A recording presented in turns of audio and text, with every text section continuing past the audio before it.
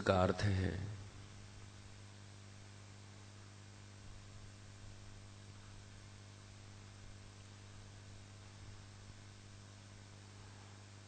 किसी विशेष निष्ठा का पालन करना।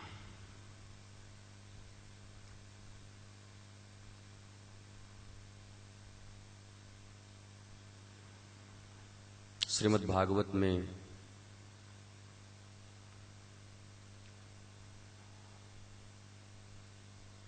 ब्रह्मा की जो सृष्टि क्रम चली मनु और शतरूपा के द्वारा, देवहूति, आकुति, प्रसूति,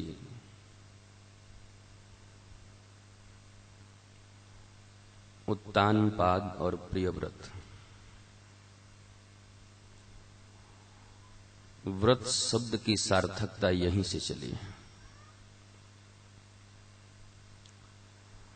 जिसको अपने जीवन में व्रत ही प्रिय हो उसे प्रियव्रत कहते हैं।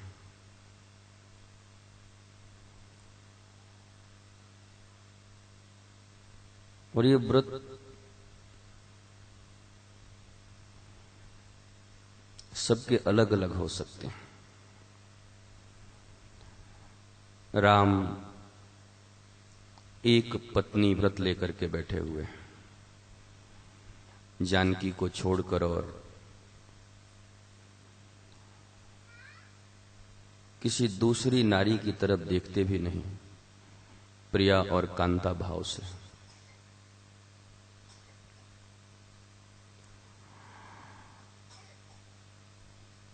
पर श्री कृष्ण का ऐसा व्रत नहीं है।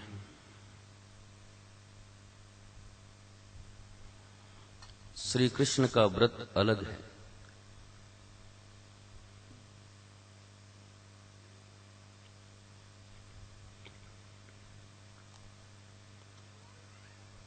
उनको कोई मतलब नहीं एक पत्नी, दो पत्नी कि 1000 पत्नी।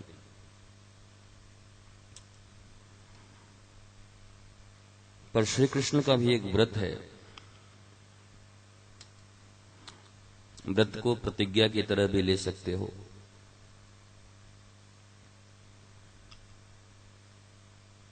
कि मेरा व्रत भले ही टूट जाए पर मेरे आश्रित किसी भक्त का किया हुआ व्रत न टूटे। ये श्री कृष्ण का व्रत है।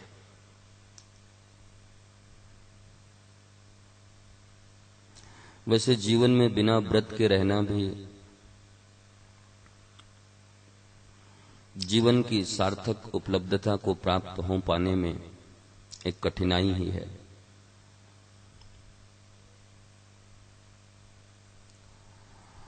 किसी ने समाज सेवा का व्रत ले रखा है, किसी ने माता पिता के सेवा का व्रत ले रखा है, कोई संसार में सबसे अमीर बनना चाहता है, उसी का व्रत लेके बैठा है। कोई अपनी विद्या का सदुपयोग किसी एक विशेष वर्ग की सेवा के लिए बना कर रखा है, उसका वही व्रत है। वैसे अमूमन जो हमारे भारतीय समाज में एकादशी, प्रदोष, जन्माष्टमी, रामनवमी, आज तीजा और बहुत सारे हैं। व्रत का मतलब हम यही जानते हैं कि व्रत उसे कहते हैं जिस दिन हम उपवास रहते हैं, कुछ खाते नहीं। न खाने से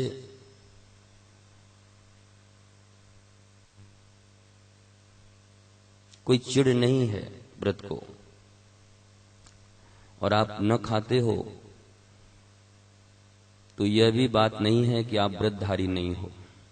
कम से कम एक व्रत तो आपने लिया है कि आज हम नहीं खाएंगे, निर्जला रहेंगे, जल नहीं पिएंगे। यह भी एक व्रत है। और इसका सीधा सीधा मतलब यही है कि तुम्हारे जीवन में निष्ठा इससे बहुत बढ़ती है। तुम्हारी जो इच्छा शक्ति है इससे बढ़ती है।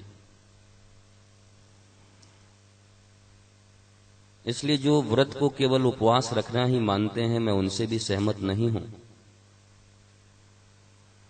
और जो उपवास रहने पे किचकिच करते हैं कि इसको व्रत नहीं कहते, उनसे भी मैं सहमत नहीं हूं। क्योंकि व्रत शब्द अपने आप में बड़ा व्यापक है।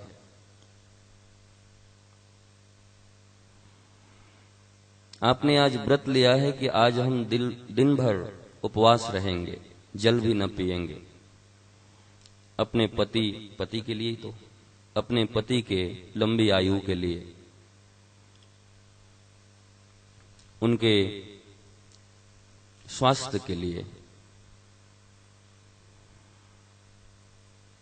हम परमात्मा से प्रार्थना करते हैं और दिन भर उपवास रह के परमात्मा को रिझाते हैं कि हे ठाकुर, हमारे पति को चीर आयु दो, दीर्घायु करो। इसमें कोई रूढ़िवादिता नहीं है, इसमें कोई मूढ़ता नहीं है, मूर्खता नहीं है। कई लोग ऐसे हैं जो इसको एकदम मूढ़ता कह देते हैं, व्रत करना, उपवास करना मूढ़ता है। नहीं, ऐसी बात नहीं है, अच्छा है। और कई लोग ऐसे हैं जो केवल इसी को मान बैठे हैं कि व्रत इसी को कहते हैं।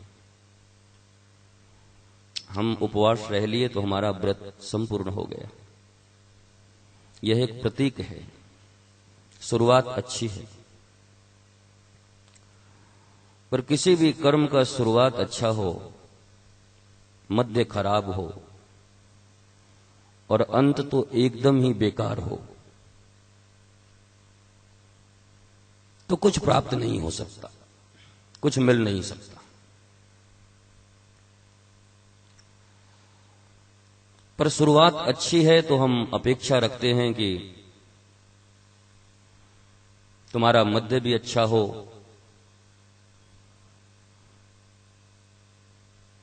और तुम्हारा अंत भी अच्छा हो। भागवत का जो प्रिय व्रत था, उसने व्रत लिया था, बैठ जा बाद में, उसने व्रत लिया था कि ये सूर्य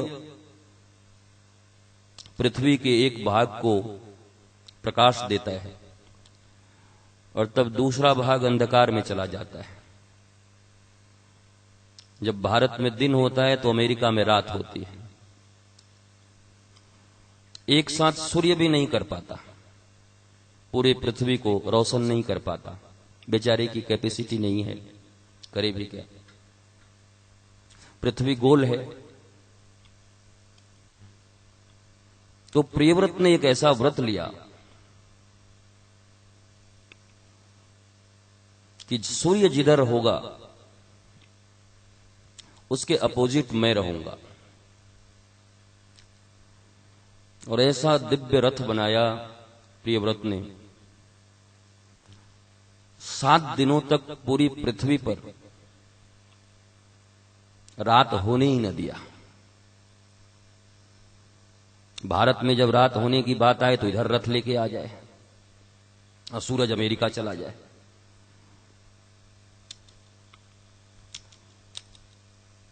इस पे भी मुझे लोग घेर सकते हैं, कई वैज्ञानिक लोग जो साइंस के पिट्ठू हैं, 1.5 पैसे के साइंस को पढ़ के बैठे हुए हैं। बायोलॉजी, केमिस्ट्री, फिजिक्स, जियो,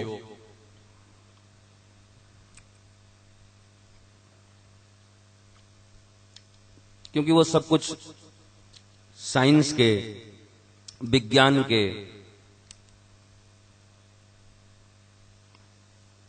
यूनिट पे ही तोड़ना चाहते हैं, मापना चाहते हैं हर चीज को।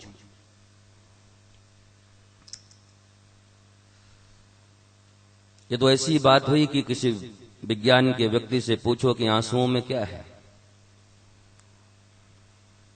आंसू भी जल है, नमक ज्यादा है कुछ, बाकी तो हाइड्रोजन और ऑक्सीजन ही है, H2O। कोई रो रहा है किसी वस्तु के लिए, कोई रो रहा है परमात्मा के लिए। किसी की आंख में आंसू हैं खुशी के, किसी की आंख से आंसू गिरते हैं गम से। अब जो थोथा वैज्ञानिक होगा, साइंटिस्ट, उससे पूछोगे कि इन दोनों में जरा बाइफरकेट कर दो तो इन दोनों आंसुओं में क्या अंतर है, वो तो कहेगा कुछ नहीं, वही है, नमक है, हाइड्रोजन ऑक्सीजन, नथिंग एल्स। इसलिए कई बार हमने कहा है कि आज के विज्ञान की सीमा जहां समाप्त होती है, अध्यात्म वहां से प्रारंभ होती है। आज मैं रामायण काल की बात नहीं कहता, सतयुग की बात नहीं कहता, क्योंकि विज्ञान बहुत उन्नत था। और कई मूढ़ ऐसे हैं कहते हैं उन्नत था तो मिट कैसे गया। उन मूढ़ों से मैं पूछता हूं, बांग्लादेश में आज के 30 साल पहले ही मलमल के ऐसे कपड़े बनते थे कि इंदिरा गांधी के साड़ियां माचिस की डिब्बी में आती थी। अब कहां है वो? कौन बनाता है? यह उत्थान हुआ या पतन हुआ? अब ऐसा मलमल बनता ही नहीं। इसे उन्नति कहोगे या अवसान कहोगे? 30 साल पहले की बात है। न रहे वो लोग, न रहे वो विधा के पालन करने वाले लोग। नब्ज देख के जो बता दें। डायग्नोस्टिक सेंटर तो आज खुला है। हमने अपने जीवन में ही ऐसे कई वैद्य को देखा है जो चाल देख के बता दें तुम्हें क्या रोग है। नब्ज तो दूर की बात है। इसलिए कभी यह मत सोचना कि विज्ञान बहुत उन्नत हो गया है। अभी भी अपने बॉटम पे है, टॉप पे नहीं है वो। इससे बहुत उन्नत था। ब्रह्मास्त्र, यहां ब्रह्मोस बना है हम लोगों का ना, ब्रह्मोस। हाँ, पर अभी कितना डाउनवर्ड है। उस ब्रह्मास्त्र की जब चर्चा करते हैं तो ब्रह्मोस कहां टिकेगा ये, पर कोशिश कर रहा है। कई बार संस्कृतियां बनी और कई बार मिटी हैं। हड़प्पा, मोहनजोदाड़ो, सिंधु घाटी की सभ्यता। तुम भी जानते हो कि कई ऐसी चीजें थी, वास्तुकला, स्थापत्य कला, जो अब हमारे पास न है, जो लाखों वर्ष पहले थी। तो इसे आप उन्नति कहोगे या अवसान कहोगे? मैं तथाकथित उन लोगों के लिए बातें कह रहा हूं जिन्हें लगता है विज्ञान अपने चरम पर है और आज से ज्यादा एडवांस दुनिया कभी हुआ न था। मुझे लगता है कूप मंडूक है वो, कुएं का बेंग, मेढक, अपने ही दायरे में घिरा हुआ है।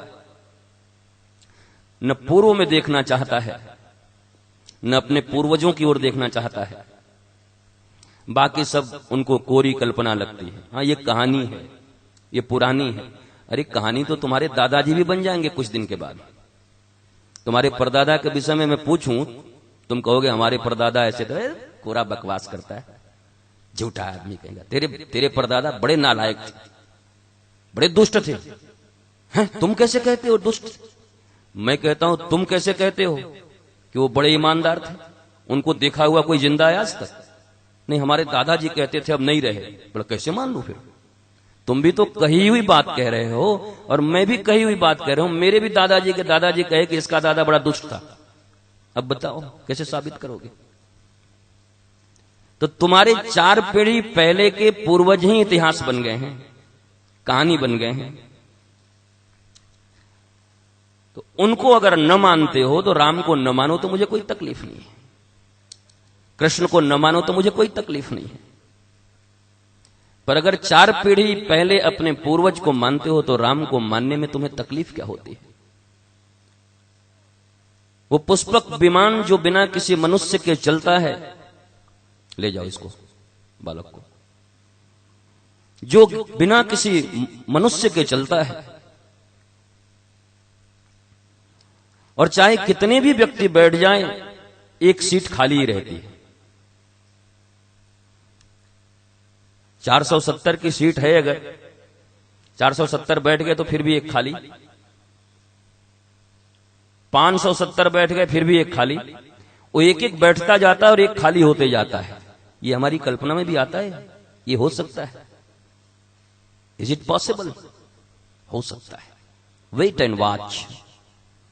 आज के 40 साल पहले, 50 साल पहले हमारे दादा दादी क्या सोचे थे कि ऐसा जीवन आएगा, ऐसा दिन आएगा, ऐसी मशीन बनेगी? वो तो सिल और लोढ़ा लेके घर घर घर घर करते ही रहते थे।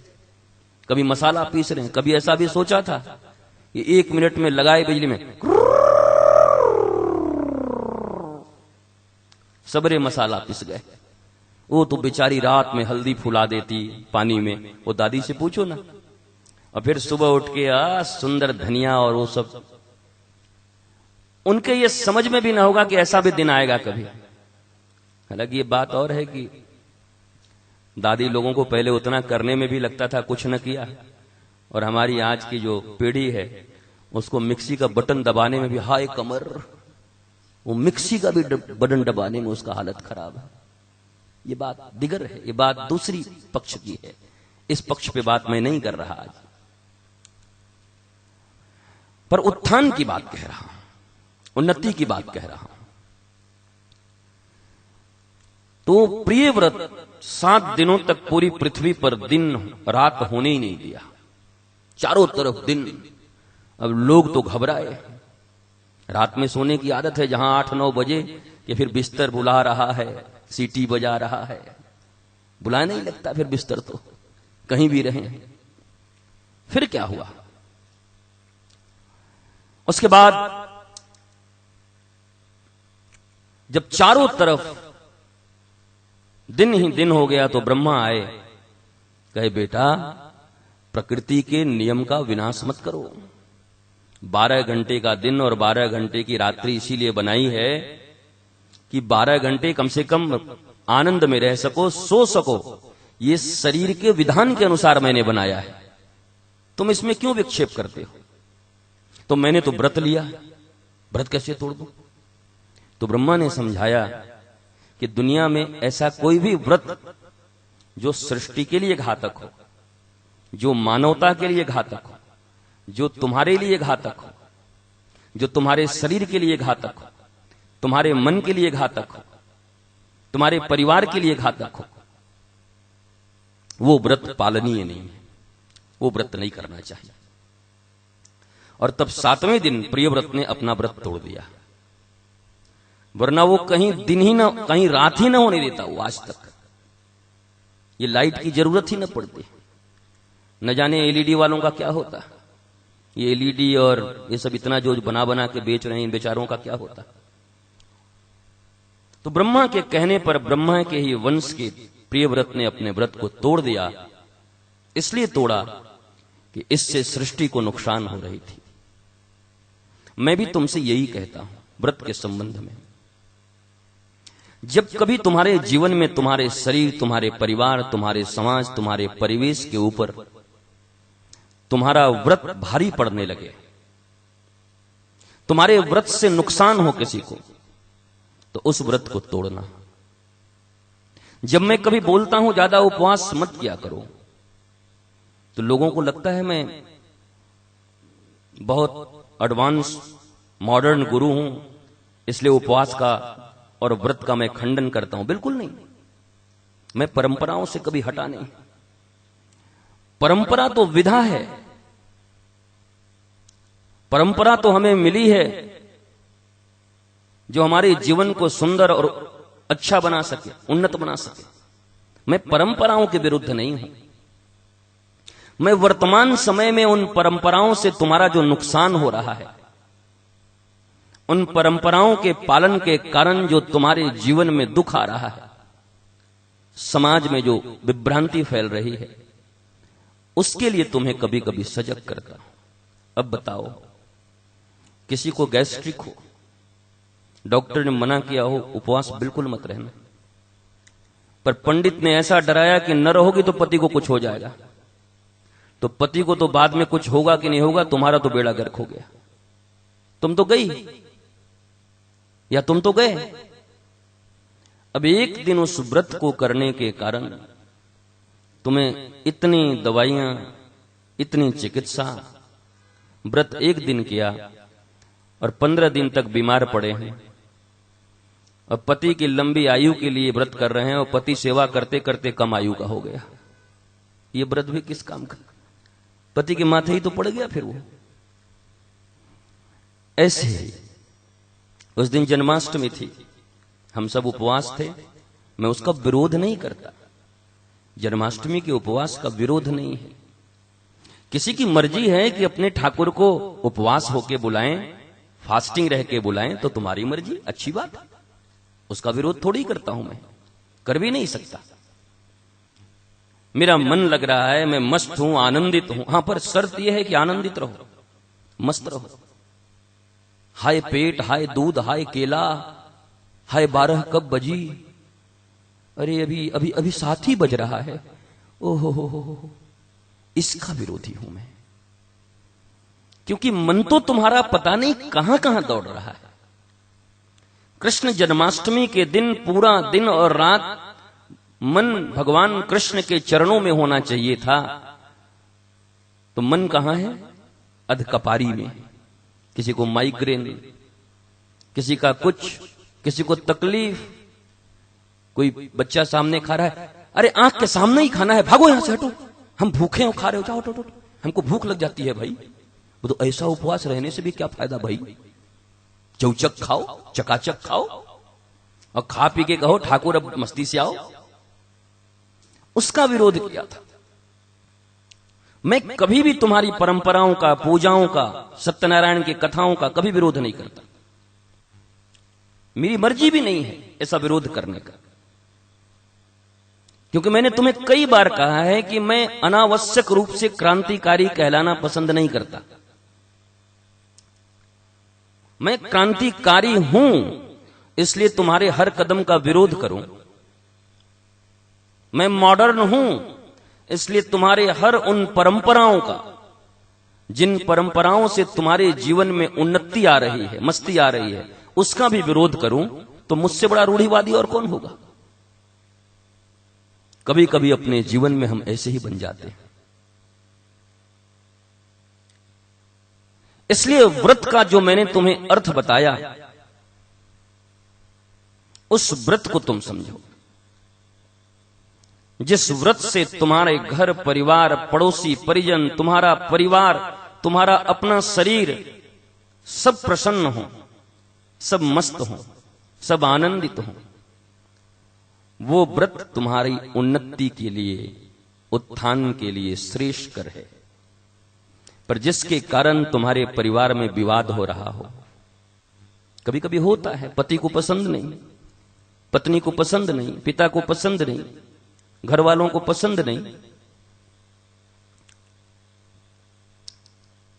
तो मेरे हिसाब से जैसे ब्रह्मा ने प्रियव्रत को कहा कि यह व्रत तोड़ दो, रात्रि होनी जरूरी है पृथ्वी पर, न होगी तो लोग मर जाएंगे, केवल दिन ही दिन होगा तो, और 7 दिन में ही पूरी पृथ्वी में, पूरे सृष्टि में हाहाकार मच गई, और इस रात ही नहीं हो रहा, पशु पंछी भी नहीं सो पा रहे।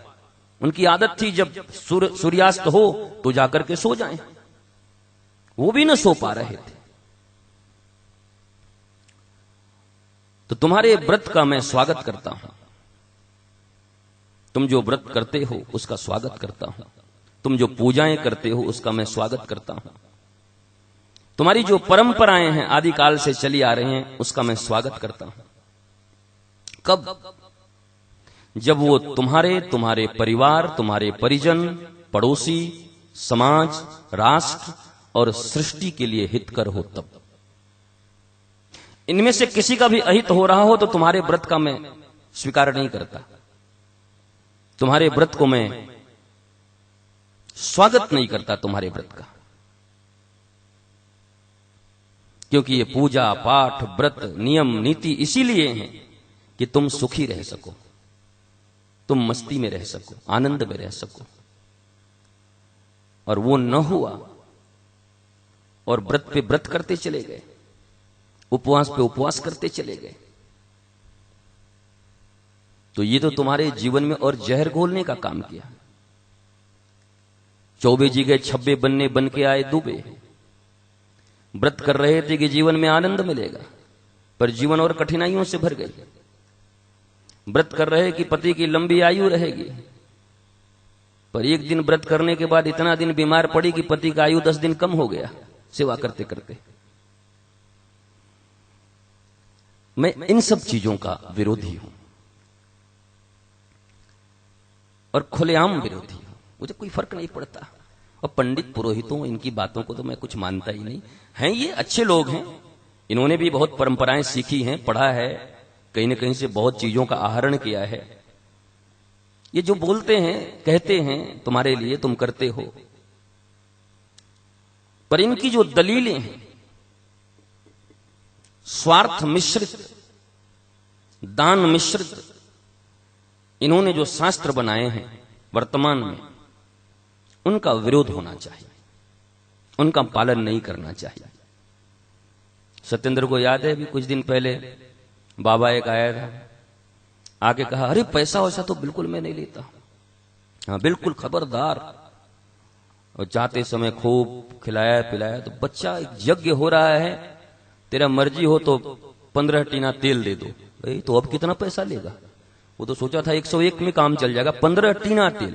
15 टीना का मतलब एक 15 लीटर का होता है ना, वो तो मुझे कितना कीमत होगा मुझे पता नहीं। सत्येंद्र तो कुर्सी से गिर गया, फट से धड़ से बेहोश, ऐसे अचानक अंधेरा मार गया। और डरपोक भी था, पहले बहुत डरपोक था कि बोल रहे हैं पंडित जी न दें, अब कहीं ओम एंग ह्रिंग क्रिंग क्रिंग कर दिया पंडित जी ने तो पता नहीं घर में क्या हो जाए। फिर कितने पे फाइनल हुआ था? हैं?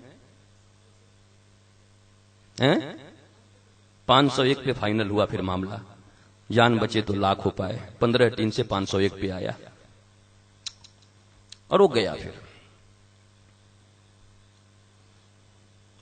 ऐसे ही यहां भी बहुत सारे लोग बैठे हैं, जिनमें से कई लोग मुझे आके कहते हैं ज्योतिष ने कह दिया है काल सर्प योग है बच्चे के ऊपर, और अगर ये पूजा न हुआ तो बच्चा गया। और उनका वो खोज खबर बड़ा तगड़ा होता है। इकलौता जिसका बेटा होता है उसी को कहते हैं, हाँ खोज के कहते हैं। एक ही है जिसका, तो पूरा ममता उसी में है। अब काल सर्प लग गया है तो हे पंडित जी, चाहे खेत बीच के पैसा देना पड़े पर इस सर्प को हटा दो। उसे क्या पता कि सबसे बड़ा सर्प वही है जो बोल रहा है, उससे बड़ा सर्प और कौन होगा। इसलिए मैं मुस्कुराते मुस्कुराते आप माताओं से यही कहना चाहता हूं, आप ही सब व्रत करते हो, ज्यादा सब करो। पुरानी हर चीज बुरी नहीं होती। जो कहता है सब पुरानी चीज बुरी है, उनको पता नहीं। पुरानी चीजों को खोज लें तो पता नहीं हमारा जीवन कहां चला जाए। अब खोजने में लगे हुए हैं लोग, आयुर्वेद, नेचुरोपैथ, ये सब पुरानी चीजें। अगर ठीक ठीक वो मिल जाए तो पता नहीं सृष्टि को कितना लाभ हो। पर जिनका कारण आप नहीं जानते, अकारण है और आपके जीवन में जहर घोर रहा हो, उन परंपराओं का पालन मत करिए, रहने दीजिए। वैसे उपवास का विधान बहुत अच्छा है। 15 दिन में 1 दिन उपवास रहें, 2 दिन उपवास रहें। हम लोग जैसे एकादशी को रहते हैं, रहते कहाँ हैं, वो तो व्रत नहीं भरत ही हो जाता है। वो सुबह से ही जो एकादशी, पहले माताएं नहीं रहती थी। अब मैं जब से इधर आया हूं छत्तीसगढ़ में बहुत से रहने लगी, आज सुबह से ही अरे तो पतो है, हमने कहा आज व्रत है, 2 केला लियो तो गप से 2 ही केला भीतर। 1 घंटे बाद तो पतो है? बोला हाँ बहुत व्रत है। 1 गिलास दूध ले आइयो तो मलाई डाल के दूध में पूरा एकदम कड़क करके, वो सुबह से लेके शाम तक वो व्रत है कि भरत है? और तलवा के व्रत का मतलब हुआ अपने पेट को आराम देना, उस दिन उपवास, थोड़ा फास्टिंग, थोड़े अपने तंत्र तंत्रिकाओं को काम करने का अवसर दे रहे हैं कि भाई तुम लोग काम करो। तो और हार्ड हो गया, सिंघाड़े की, कुट्टू की, उसका पकौड़ी, उसका ये, ओ हो महाराज, ये सब बेकार है, फालतू। केवल फल भी खा लो तो समझ में आता है।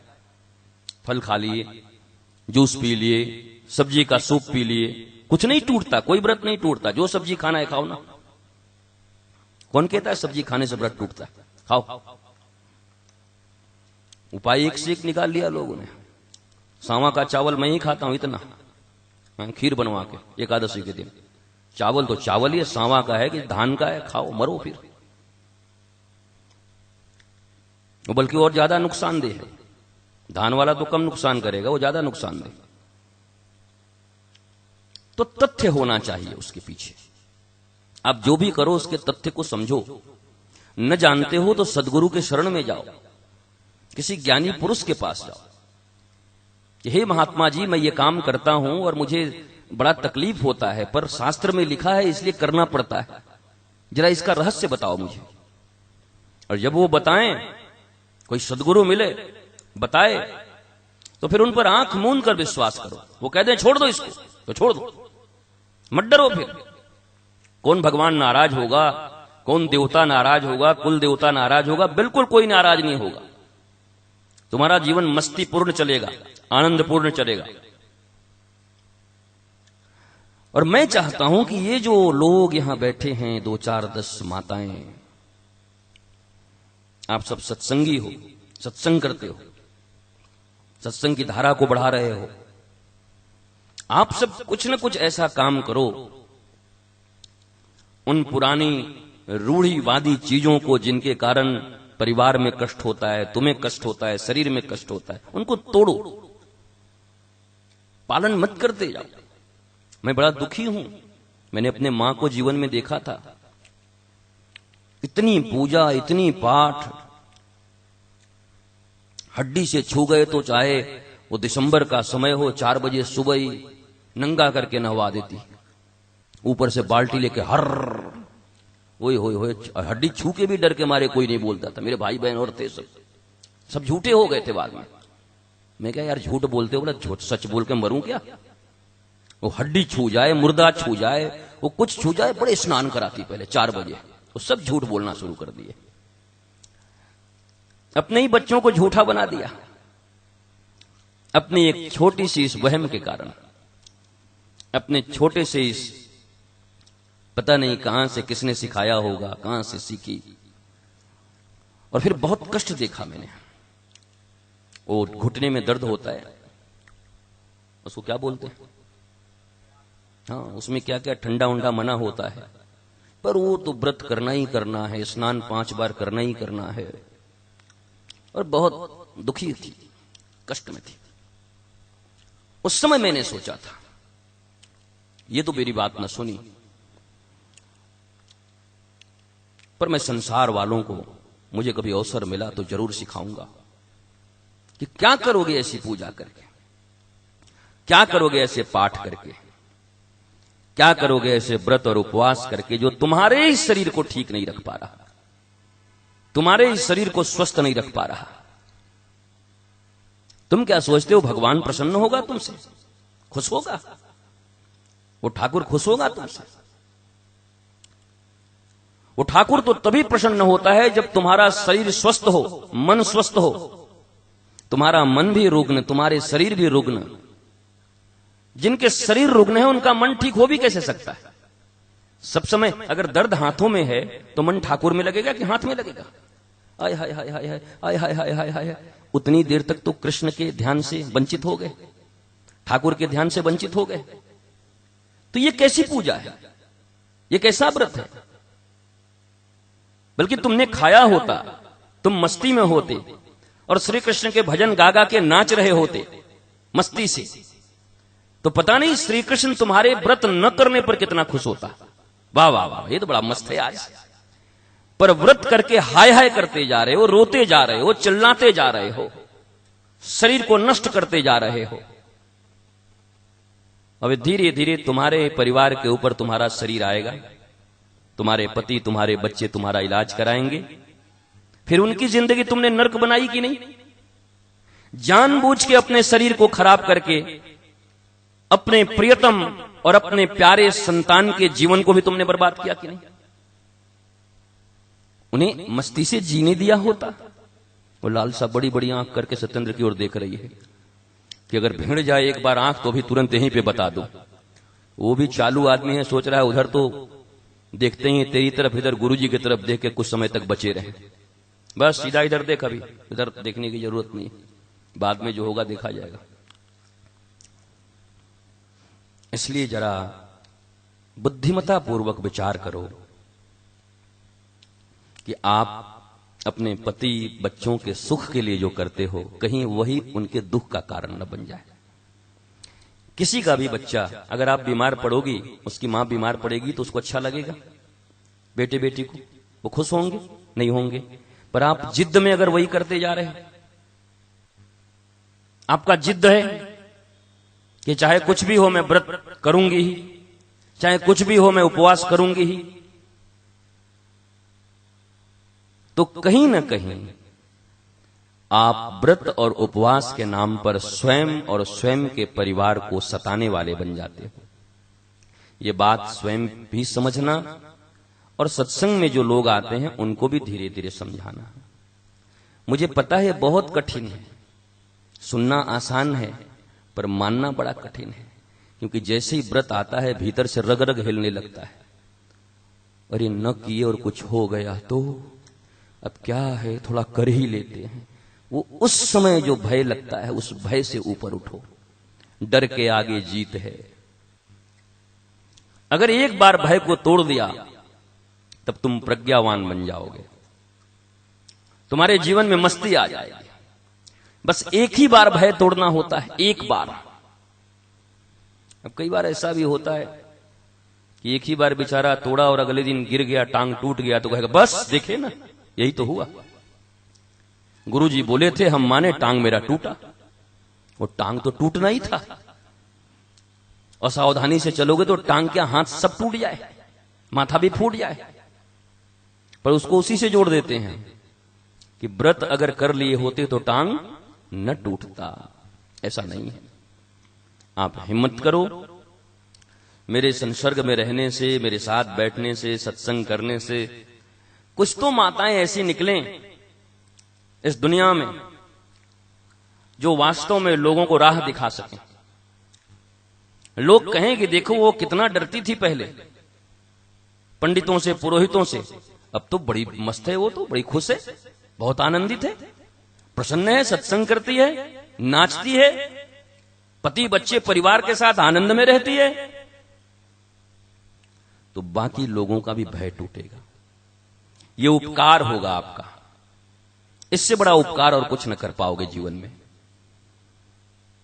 किसी एक भयभीत को अगर भय से मुक्त कर दिया, तुम्हें देखकर हो गया, तो जो ये पुण्य पाप की बात करते हो ना, तो इससे बड़ा तुम्हारे ही भाषा में पुण्य और कुछ न होगा।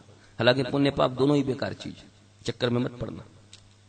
पाप करने के बाद जैसे उसका दुख भोगना पड़ेगा, वैसे ही पुण्य करने के बाद जबरदस्ती उसका सुख भी भोगना पड़ेगा, मन न हो तब भी। स्वर्ग जाना भी बड़ा खतरनाक है, अगर होगा तो बड़ी खतरा है वहां। इसलिए आज तीज व्रत के अवसर पर आप सब यहां आए हो, माताएं, तो विशेषतः मैंने ये बात बहुत साधारण भाषा में आपके लिए ही कही है। आज का ये शाम आप ही के नाम था। आप इस व्रत का पालन करो, स्वस्थ रहो, मस्त रहो, और जिस हेतु इस व्रत को किया है उस हेतु को भी याद रखना कि मेरे पति दीर्घायु हों। वो दीर्घायु हों तो थोड़ा चैन भी देना उनको। उतना दीर्घायु होके भी क्या करेंगे, रोज कचकच करके। इसलिए एक व्रत यह भी लेना कि दीर्घायु तो है ही, पर चैन भी रहे। वो बहुत गंभीर बना हुआ है कि मैं हंस नहीं रहा हूं, भीतर से इतना उसको हंसी आ रहा है कि हंस नहीं पा रहा है कि पता नहीं रात में ही आज क्या हो जाए। फिर उनकी दीर्घायुता के साथ साथ तुम्हारे जीवन में ऐसा परिवर्तन आए, उनको लगे वाह आज के व्रत के बाद तो ये बिल्कुल बदल गई, इसके स्वभाव बदल गए, इसकी भावना परिवर्तित हो गई। ये कोई एक व्रत या एक उपवास एक दिन का नहीं होता, ये बहुत बड़ा चीज होता है। अगर आमूल चूल कुछ परिवर्तन हुआ ही नहीं एक व्रत में तो काहे का व्रत है? जन्माष्टमी पे जन्माष्टमी किए जा रहे हैं, तीज पे तीज किए जा रहे हैं, और ढाक के 3 पात वही रह जा रहे हैं। वही लड़ाई करने की आदत, वही कचकच करने की आदत, वही रोने की आदत, वही शक करने की आदत, वही बकबक करने की आदत। तो व्रत का लाभ क्या है? इसलिए प्रत्येक व्रत के बाद तुम्हारे भीतर भी कोई न कोई परिवर्तन तुम्हारे परिवार को दिखाई पड़ना चाहिए। पति कर रहा हो तो पत्नी को दिखाई पड़ना चाहिए। पति लोगों का कोई व्रत होता है कि नहीं? पुरुष प्रधान जगह है हमारा, नहीं बनाए अपने लिए, लोग बनाते ही नहीं। इनका अहंकार है मैं तो स्वामी हूं, मेरे लिए तुम व्रत करो, और तुम लोग भी ऐसे ही हो, किए जा रहे हो व्रत कि और दीर्घायु हो और इनका बुद्धि तेज हो। अगर बुद्धि के लिए तो कोई नहीं कहता होगा, बुद्धि व्रत तो करते होंगे कि ऐसा हो जाए कि मति बिल्कुल मेरे में लग जाए, ये तो कोई नहीं करता होगा। तो वो पुरुष का कोई व्रत मैंने देखा नहीं, अभी तक सुना नहीं। पत्नियों के लिए कोई व्रत करता है क्या? नहीं। देखो, और हंस भी रहा है क्या? फंसे हैं वो लोग, तो हम लोग क्यों करें? तो वो व्रत तुम्हारे जिम्मे है, तुम किया करो। स्वास्थ्य उत्तम रखना, हंसते हुए रखना। 12 बजे दिन में अगर प्यास लग गई और उसके बिना तबीयत खराब होने की संभावना हो तो ठाकुर के पास जाना। ज्यादा डर हो तो गुरुजी को याद करना, गुरुजी आपके नाम से जल पी ले रही हूं, बचाइएगा। उतना तो मैं बचा ही लूंगा यार, उतना तो है पावर। तो वो ले लेना, खा लेना, पी लेना, उतना ही फल मिलेगा जिस फल के लिए तुमने किया है। भाई फलासक्त लोग हो, फल की बात न करूं तो कोई सुनेगा भी नहीं। यहां तो आजकल जो कथाएं होती हैं, और तेरा ले गया था मैं सत्यनारायण वाला, उसमें फल ही फल लिखा हुआ। सत्यनारायण कौन है मुझे सही में नहीं मिला अभी तक।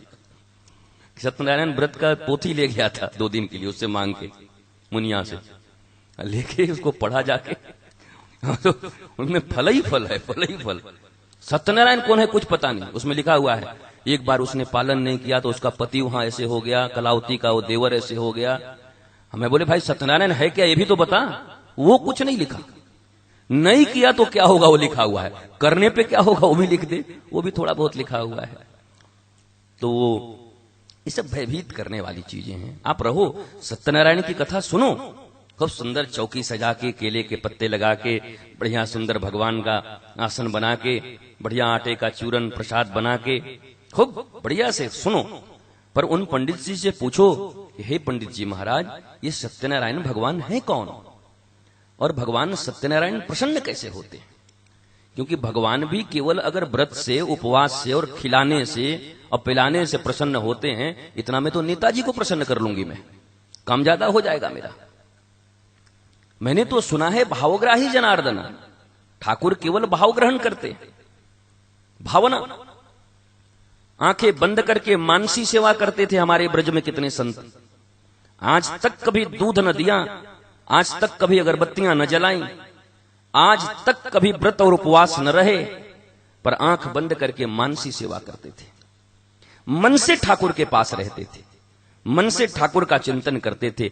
और यही वो रसिक संत लोग हैं जिनके बारे में मैं कहता हूं सब मानसी सेवा कर सकते। इसलिए शारीरिक सेवा से भी श्रेष्ठ सेवा मानसिक सेवा होती है। आप मन से किसी के साथ रहो, तन से न भी रहो तो चलेगा, क्योंकि मन से नहीं हो और तन से हो तो वो खतरनाक स्थिति है। कोई न कोई कर्म तुमसे ऐसा होगा जो उसके खतरे की घंटी बजाएगी उसके लिए। इसलिए तन न चले कोई बात नहीं, पर मन को दूषित मत होने देना।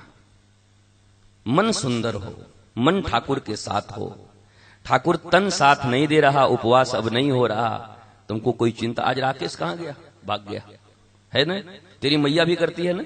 हाँ, इसकी मैया भी है, बूढ़ी हो गई है और बिना करे मानेगी नहीं। राकेश परेशान रहता है, और करेगी तो तबीयत पक्का खराब होगा।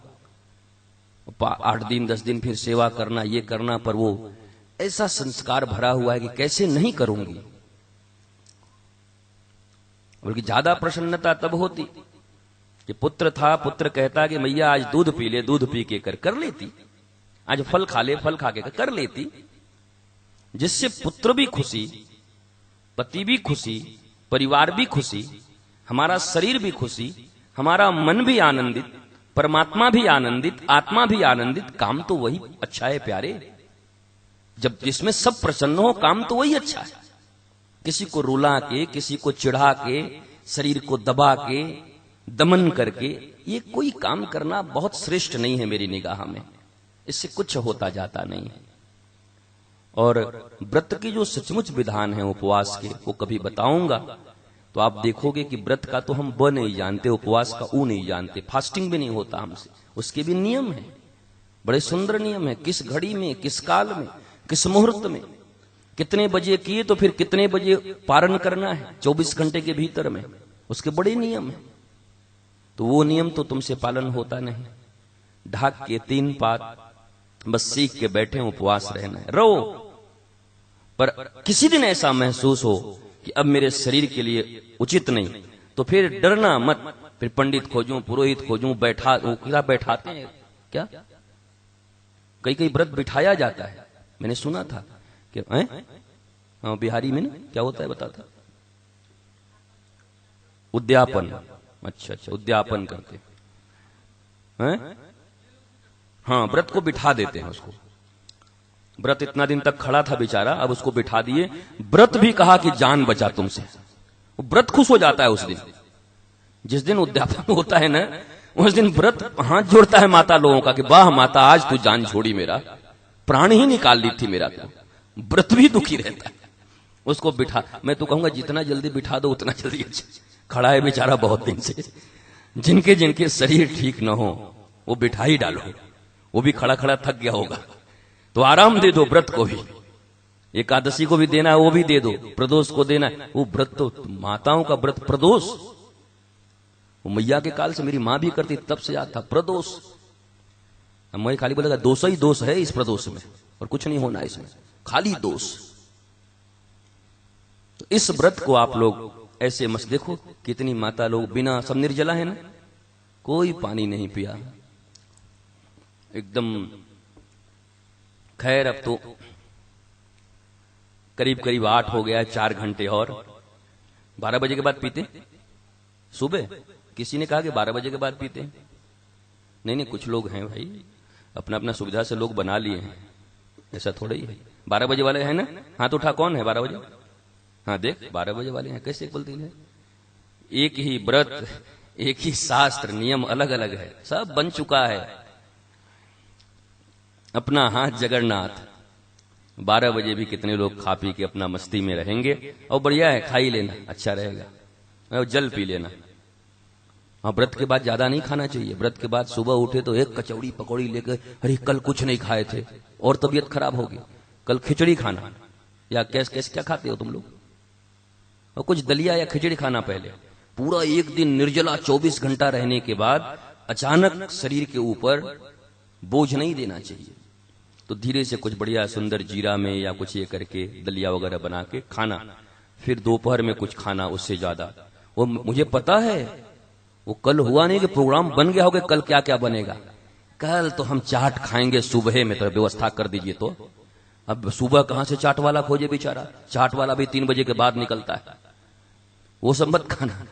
सुबह सुबह थोड़ा अच्छे से कुछ दलिया वलिया लेके व्रत का उद्यापन कर लेना। ठाकुर जी आप लोगों के ऊपर अपनी कृपा बरसाते रहें, मस्ती आती रहे, आनंद आता रहे, शरीर स्वस्थ रहे, मन स्वस्थ रहे, और व्रत भी आनंदित रहे तुम लोगों के पाले में पड़ के। ऐसी ही कामना करते हुए, कामना ही है, तुम्हारे लिए कामना भी करना पड़ता है, ऐसी ही भावना रखते हुए आज की वाणी को यहीं विराम देता हूं। ओ, उसको तो लगा जान छूटा। इतना जल्दी बोलिए सदगुरु, ऐसा नहीं कि 1-2 शब्द और फिर निकल जाए।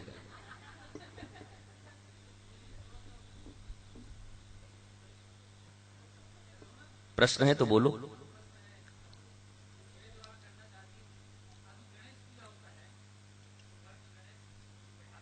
हाँ हाँ,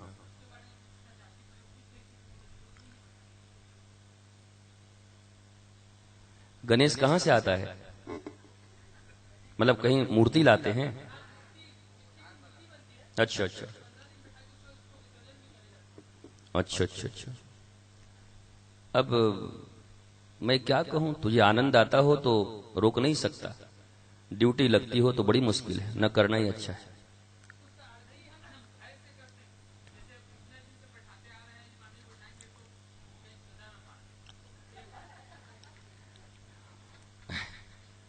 अब वही तो बात है, मैं कह दूं कि मत कर और कल चलते चलते उसका पैर में मोच आ जाए तो कहीं गुरु मेरा जान ले मारे तो बाहर से लाने की भी जरूरत नहीं, घर में तो बहुत सारे गणेश है।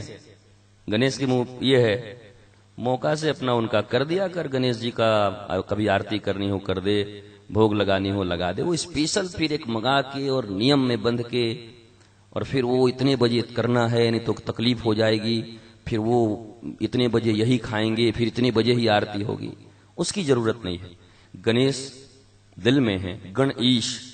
गणेश का अर्थ अब ये अभी बौद्धिक चीज में बोलने वाला हो नहीं, हुई कितना भी तेरे छेड़ने से, नहीं तो गणेश का मैं तो पूरा पूरा वृत्तांत कह दूं गणेश का अर्थ भी क्या होता है। तो ठीक है, घर में जो गणेश जी होंगे वही रहें और मस्ती से उनका आरती लगा ले। कभी उनको चूरन खिलाना हो चूरन खिला दे, रोज जो खाना पीना बनता है वही खिला, नॉर्मल खाना। वो भी 12 दिन बेचारे लाल बाग वाले इतना खा ही रहे हैं, तो यहाँ वाले कितना खाएंगे। यहाँ हम लोग थोड़ा बढ़िया नेचुरोपैथ विधि से उनको खिलाएं पिलाएं। रोज ठाकुर का भोग लगता ही है, वहीं पे बिठा दो ठाकुर ही के बगल में, अब कि बस जो ठाकुर का भोग लगता है तो भी प्राप्त करते रहो यहीं पर, उसी समय आरती कर लेना। कोई विशेष नियम नीति, और आनंद आता हो, अगर मस्ती आती हो, एकदम मन प्राण खुश हो जाता हो, तब नहीं, तब तो करो। जिस चीज से आनंद मिलता हो उसको छोड़ना मत, जिस चीज से मस्ती मिलती है उसको छोड़ना मत। पूरा जीवन तो आनंद के लिए ही है, पर थोड़ा सा भी भय हो कि कुछ कर न दें तो बिल्कुल मत करना, एक बार तो बिल्कुल ही मत करना। बोला ठाकुर भय तोड़ रही हूं, अब भय टूट जा रहा है, उसके बाद 10 दिन के बाद आपको बुला के खूब हलवा खिलाऊंगे। कोई आज ही खाओगे क्या? चतुर्थी के दिन, पंचमी को खिलाऊंगी, खा लेना। तो भय वाला मामला होगा तो तोड़ दो, और मस्ती आती होगी तो कर लो, ये तुम्हारे ऊपर है। श्री कृष्ण ऐसे ही उत्तर देते हैं, ब्रह्म बंधु न हंतव्य आता ताई बधारहन। अश्वत्थामा आया, वो 5 पुत्र का हत्या करके, तो अर्जुन पूछा अब क्या करूं, इसको तो बिना काटे छोड़ूंगा नहीं। और द्रौपदी बोली बिल्कुल मत मारना, गुरु पुत्र हैं, गुरु पुत्र के ऊपर तो छूना हाथ उठाना भी पाप है। युधिष्ठिर और द्रौपदी एक तरफ हो गए, अब भीम और अर्जुन दांत कटकटा के बिना काटे इसको छोड़ूंगा नहीं। अब कृष्ण बीच में खड़े हैं, तो बहुत बकबक हो गई। तो अर्जुन ने कहा हर बार तो तुम ही हो, तो कुछ बताओ, फैसला करो। तो ठाकुर बोलता है ब्रह्म बंधुर्न हंतव्य, लगा ब्राह्मण की हत्या नहीं करनी चाहिए। बहुत अच्छी बात। फिर धीरे से बोलो आताताई बधारहण, आताताई का बिना बध किए छोड़ना नहीं चाहिए। अर्जुन बोला कि समाधान है कि नया एक और प्रश्न है? तुमसे समाधान पूछा हूं तो तुम और प्रश्न में डाल दिए, क्योंकि ये ब्राह्मण भी है और आताताई भी है, अब क्या करूं, अब बताओ। और ठाकुर चुप हो गए, नहीं जो बोलना था मैं तो बोल दिया, अब तुम समझो। वैसे ही मुझे जो बोलना था मैं बोल दिया। मस्ती आती हो तो बिठा लेना, अब भय से करती हो तो बिल्कुल मत बिठाना। मैं हूं, कुछ भी होगा तो मैं खड़ा हूं। क्या होगा, बल्कि इतने दिन में कुछ न हुआ होगा वो हो जाएगा आनंद वाला काम, ये भी जान ले। ठाकुर भय से बिल्कुल खुश नहीं रहता। कोई भयभीत रहे ना तो ठाकुर बिल्कुल खुश नहीं होते। मेरा बच्चा मुझसे भयभीत, किसी माता पिता से उसके बच्चे अगर भय खाते हो तो माता पिता को शर्म करना चाहिए, और माता पिता से बच्चे प्रेम करते हो तो माता पिता को गर्व में रहना चाहिए। हाँ, हमारा बच्चा प्रेम करता है। पर कई ऐसे बच्चे होते हैं जो माता पिता से बहुत भय करते, देखते के साथ। अभी कहां खुशबू कहां गई, मेरा भागी पता नहीं। मेरे को कल कौन बता रहा था कि वो युग हाथ में कुछ लिया रहता है, लघु लेके कुछ, और कोई बोला खुशबू आ रही है करके फेंक दिया। हम कि इसका मतलब कि अंदर में चलता होगा, उसका मलामत शुरू हो गया है उसका, वो बताती नहीं है खुशबू, अंदर में कुछ ना कुछ मलामत चालू है उसका, उसको भय हो गया है।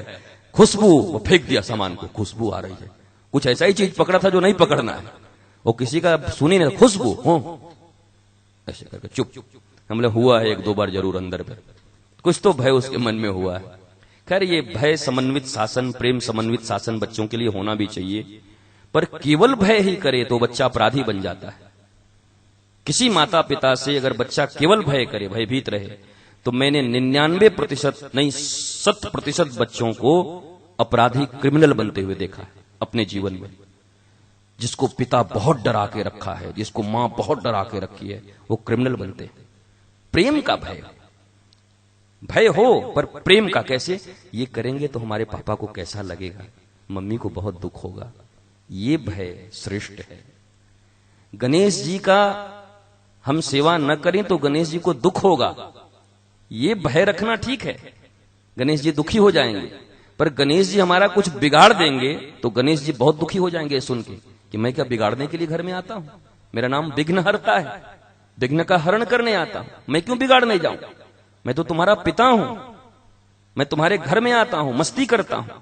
इसलिए डर के नहीं, घर में जो गणेश जी हैं फोटो में या कहीं पर वहीं ठाकुर के पास रख के, जैसे रोज पूजा होता है रोज उसमें कर दे, तेरा मन हो तो एक आध बार ओम गणपति कर देना, उसमें खुश हो जाएगा बेचारा को अलग से। वैसे केशव की पूजा होने के बाद किसी की पूजा बाकी रहती नहीं, ठाकुर की पूजा होने के बाद किसी की पूजा बाकी रहती नहीं, ये उपनिषद कहता है और वेद कहता है कि गुरु की पूजा होने के बाद और किसी देवी देवता की पूजा बाकी रहती नहीं, ये उपनिषद कहता है।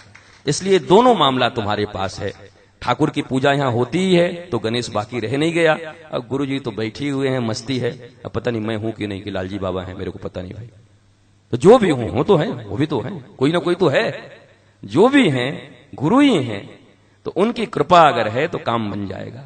अगर वो कृपालु हैं, वो वास्तव में कृपा रखते हैं अपने बच्चों के ऊपर, तो उनकी श्रेष्ठता, उनकी पूजा, उनकी सेवा के बाद और कुछ बच नहीं जाता। दोष होगा वो मेरा, पुण्य होगा वो तेरा। अगर कुछ भी इसमें दोष होगा तो मैं स्वीकार करता हूं बैठे बैठे, क्योंकि मैं जानता हूं तो मस्ती में आ गया होगा, इतना सुन के ही खुश हो गया होगा गणपति कि थोड़ा और बोल भी रहा है मुझे बगल में आके, थोड़ा सा और कह दीजिए ना कि पूरा भय टूट ही जाए। मैं कह रहा हूं बाद में कहूंगा, बोल रहा है मुझे थोड़ा भय तोड़ दीजिए। तो भय मत करना, प्रेम से करो, मस्ती से करो, घूमने चले जाना, दर्शन करने की इच्छा हुई कहीं जाकर दर्शन कर लियो, पर भयभीत होकर इतने बजे चावल, इतने बजे रोड़ी, इतने बजे ये, इतने बजे ये सूत्र, इतने बजे ये, इतने बजे केला, इतने बजे मोतीचूर नहीं देंगे तो नाराज हो जाएंगे, कुछ नहीं, ऐसा कुछ नहीं। मोतीचूर खाएगा, बढ़िया मन हो तो बढ़िया रबड़ी खिला दो एक दिन लाके, मोतीचूर खाते खाते थक गया होगा, एक दिन मक्खन लाके कहो खाओ, मोतीचूर खाली डालडा फाड़ला खाता है, ताजा मक्खन खा, ठाकुर जी यही खाते हैं, खुश हो जाएगा, देखेगा वाह ये तो बहुत अच्छा आदमी आया, ठाकुर कम से कम मक्खन खिला रहा है। ऐसे मस्ती किया करो, ठाकुर मस्ती करने के विषय है, ठाकुर आनंद करने के विषय है, ठाकुर भयभीत होने के विषय थोड़ी है। थोड़ी मस्ती करो, थोड़ी वार्ता करो, थोड़े गोद में उठाओ, थोड़ा रिझाओ, थोड़ा ये करो, रिक्शा पे बैठोगे, घूमोगे, चाट खाओगे, पकौड़ी खाओगे, बोलो खिलाऊं, मस्ती किया करो। डर के मारे थर थर थर थर थर थर, और पंडित कह रहा है अरे वो सूत्र नहीं आया क्या, ये तो बहुत खराब हो गया, अब तो ऐसे। और यार ठाकुर भी कह रहा है किसके घर में आ गया, मस्ती देने आया था, भयभीत क्यों होते? किसी भी पूजा में भयभीत मत हो, ठाकुर बैठे हैं, मस्ती में हैं, आनंद में हैं, तुम भी आनंद में रहो, तुम भी मस्ती में रहो, बाकी सब यहां प्रसन्न है। मेरी भी दृष्टि है, परमात्मा नाम की अगर कोई चिड़िया होती है तो खुश है इस घर पे, बाकी क्यों इतना परेशानी क्यों हो? खुश न होते तो गुरु बैठता भी क्यों यहां पर यार? जिसके घर में ठाकुर खुश नहीं वहां गुरु क्यों बैठेगा? मतलब भी क्या है उसको? इसलिए यहां तो कोने कोने में ठाकुर प्रसन्न है, राधा रानी नाच रही हैं, कृष्ण खुद ही नाच रहा है। भयभीत होकर नहीं, आनंदित होकर, मस्त होकर पूजा किया करो। मेहंदी से भी मत डरना, मेहंदी की हंसी की तैसी, मेहंदी क्या करेगा? मेहंदी के बाप को पकड़ के बैठे हुए हैं, पर समझ में नहीं आ रहा है। ठाकुर ही का तो आदमी मेहंदी करेगा, ठाकुर ही पकड़ के बैठे हो। इसलिए बिल्कुल भयभीत तो किसी से नहीं होना है। सब देवता हैं, देवी हैं, मौका मिले तो किसी को कुछ चढ़ा दिया, दे दिया, खा पी लिए, मस्ती करो, खाओ भाई, ठीक करो। वो भी देवी देवता तो तुम्हारा भाव ही खाते हैं, और वो मन से खाते हैं, मानसिक। गिरिराज पूजा के दिन बताया था ना कैसे वो सेठ था, वो मन से बना रहा था, उसमें से भी 2 चम्मच निकाल लिया, देबू जैसा, इतना भारी कंजूस। मन से खीर बना रहा है और 2 चम्मच ज्यादा पड़ गया तो उसमें से भी निकाल लिया। ठाकुर बोले ऐसा रतन पहली बार देखा है। अबे सच का होता तो निकालता, सपने में भी निकाल रहा है, मन से भी। वो उसी पे ठाकुर प्रकट भी हो गए, दर्शन भी दे दिया।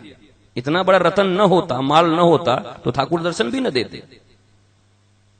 देबू कह रहा है हाँ हम भी ऐसे ही हैं, एक दिन भगवान जरूर दर्शन देंगे, लगे रहो जरूर दर्शन होगा। तुम्हारा क्या लाया है? क्या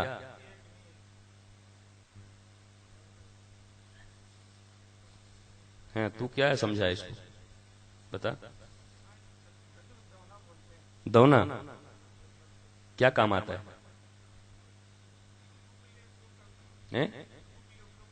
हाँ ठीक है, पर ये तुलसी का ही एक प्रजाति है, ठीक है। तुलसी का ही, तुलसी से रिलेटेड उसका बॉटेनिकल नेम भी मैं बता दूंगा, एक ही है वो, बहुत सब जगह यही है। इस तुलसी का माला भी बोल के इसी का माला बनता है। तुलसी का जो माला होता है ना यही होता है, बन तुलसी बोलते हैं। तो प्यास किसको किसको लगी? लगा तो है गुरुजी, लेकिन अब 4 घंटा के लिए चाहे कुछ भी हो जाए नहीं तोड़ेंगे। मत तोड़ 4 घंटा, जब इतना देर रह गया तो क्या है, थोड़ी देर और रह जा। नाच, अब नाचना मत, नहीं तो पसीना निकलेगा फिर और प्यास लग जाएगी। बैठे रहो, मस्त रहो, आनंदित रहो, प्रसन्न रहो। और गणेश को भैया, जो गणेश है उसी को रखो। और एकदम अगर मन डरा हुआ है तो 5 रुपए का मंगा लो, इतना बड़ा छोटा सा। हाँ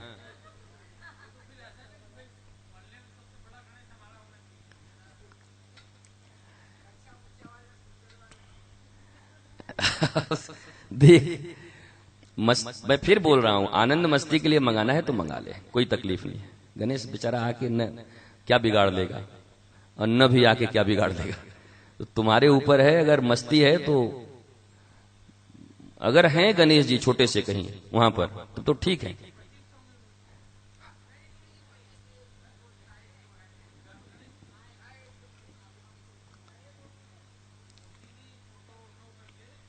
एक छोटी सी मूर्ति है, अरे तो उसी को खिला पिलाने बेचारे को, वो इतना दुबला हो गया आज तक बड़ा नहीं हुआ, फिर नया एक बड़ा मंगा के फिर उसको बहा दोगे।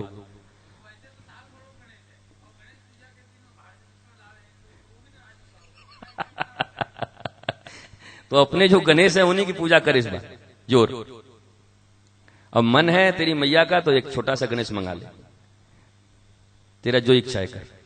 कोई दोष के लिए नहीं, डर के लिए नहीं, तेरी मर्जी हो तो मंगा लियो, न मर्जी हो तो घर में गणेश बैठा है, मौज हो मस्ती से पूजा करो। अब 4-5 दिन है, कितने दिन रहता है गणेश? मतलब रहता है ना, तो आज नहीं कल में गणेश के बारे में बता भी दूंगा पूरा। गणपति, गणेश क्या है, गणपति क्या है, सब बता दूंगा, तो मौज आ जाएगा।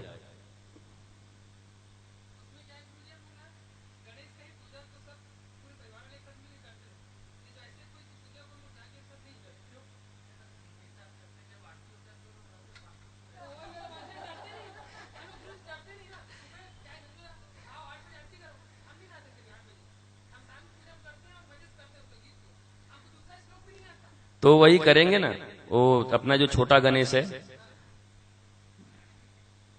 वो क्या कैसे है, जंगल जंगल पता चला है, चड्डी पहन के फूल खिला है। तो जो छोटा सा अपना गणेश है उसी का इस बार पूजा करते हैं। अरे एक गणेश तो यहां बड़ा है, वो ठाकुर के पास देखा मैं, हैं? अरे राधा कृष्ण के पास इतना बड़ा देख लिया गणेश ने, तो वो बेचारा क्या पाप किया है, पहले से है घर में, तो उसको करो। ठाकुर के चरण में बैठे हुए हैं गणेश जी, राधा कृष्ण के चरण में, और वहीं रख के जोर वहीं पर शुरू हो जाए आज से। चल वही गणेश का हो जाए, बहुत बढ़िया गणेश है भाई, गोरा गोरा इतना सुंदर देखा हूं मैं, उसी का कर, है ना? बस एकदम, वो तो इतना बढ़िया है, ठाकुर वहां खड़े हैं, मैं भी आ जाया करूंगा। खाली गणेश रहता तो थोड़ा मैं सोचता, वो ठाकुर मेरा वहां बैठा हुआ है, क्या तकलीफ है? राधा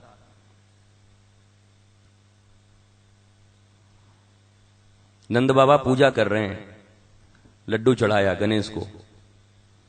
और गणेश के बारे में किसी को कुछ पता ही नहीं, क्योंकि तुलसीदास लिखे हैं रामचरितमानस में कि भगवान शंकर और पार्वती के विवाह में पहले गणेश की पूजा हुई। ले तो फिर ये कल्प कल्पांतर की बात है, फिर इस पे चर्चा करेंगे, मस्ती की बात है। तो पहले दोनों पूजन कराया जाता है, गणेश पूजा होता है, और बाद में फिर पता चलता है गणेश को उनके बेटे पैदा किए। तो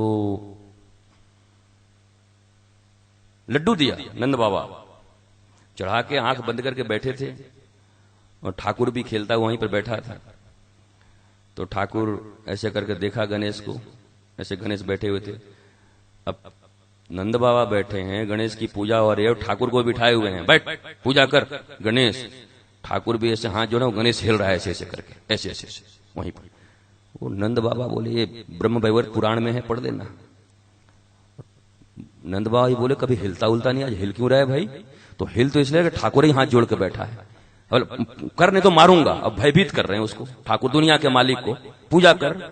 और गणेश ऐसे ऐसे हिल रहा है, हम कुछ नहीं कहें, कुछ नहीं कहा। तो खड़ा है वो, बाबा आंख बंद किए। ठाकुर बोला लड्डू तो बहुत परात में भरा है, वो अपनी सूंड से निकाल निकाल के सबरा लड्डू ठाकुर को खवाए दियो सब।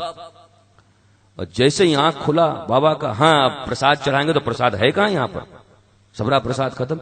अरे कन्हैया प्रसाद बड़ा, आज गणेश जी बहुत खुश थे, बाबा सब खा गए। अरे बे मैं 40 साल से 50 साल से एक लड्डू नहीं खाता, कैसे खा गया? ब्रह्म वैवर्त पुराण में लिखा है कि जैसे ही थप्पड़ उठाया बाबा ने, तेने जूठा कर दिया। मुड़ता देखो, गोद में ठाकुर है और पूजा किसकी कर रहे हैं, पता ही नहीं था। थप्पड़ उठाया तो पुराण लिखता है कि वो मूर्ति से गणेश खड़े हो गए। बाबा इनकी कोई गलती नहीं है, हम सब खा गए अपने सूढ़ में। अरे जय हो देवता, दर्शन दे दिया तेरे कारण। ठाकुर बाद में पूछे तो झूठ क्यों बोल दिया, मेरे बारे में बोल देता। बोला कुछ भी आपको हो जाता ठाकुर, तो फिर मेरा इस सृष्टि में आना जिसके लिए आपने मुझे भेजा है। अब ध्यान देना, कह रहे हैं जिसके लिए आपने मुझे भेजा है। गणेश कोई स्वतंत्र, ठाकुर से स्वतंत्र कोई उनका अस्तित्व नहीं है। गणेश का भी एक विशिष्ट कार्य के लिए दुर्गा को, एक विशिष्ट कार्य के लिए काली को, एक विशिष्ट कार्य के लिए गणेश को, इन सबको ठाकुर ने लाया है विशेष कार्य के लिए। इसलिए भयभीत होने वाली जो वस्तु है, वो भी जो एक बार ठाकुर को मान लिया, राधा कृष्ण को मान लिया, उनकी शरण चरण में है। मैं गुरु गुरु नहीं बोलता ज्यादा, तुम्हारी बुद्धि में अभी धीरे धीरे आएगी तो तुम समझना, वेद वेदांत और पढ़ोगे तो। मैं क्यों बोलूं अपने बारे, किसी के बारे में नहीं बोलता। पर ठाकुर को अगर मानते हो तो बाकी फिर कोई भय मत कर, भयभीत होने की बात ही नहीं। ऐसी कई घटनाएं हैं। एक बार ब्रह्म वैवर्त पुराण में तुम लोगों को सुनाऊंगा धीरे धीरे, इतना इतना करके, छोटी छोटी घटनाएं। भागवत से बिल्कुल अलग है। तो 28 बार ठाकुर आए हैं, तो 28 कल्प की बातें हैं। ठाकुर 28 बार आए हैं, थोड़ी घटनाएं लीलाएं अलग अलग हुई हैं।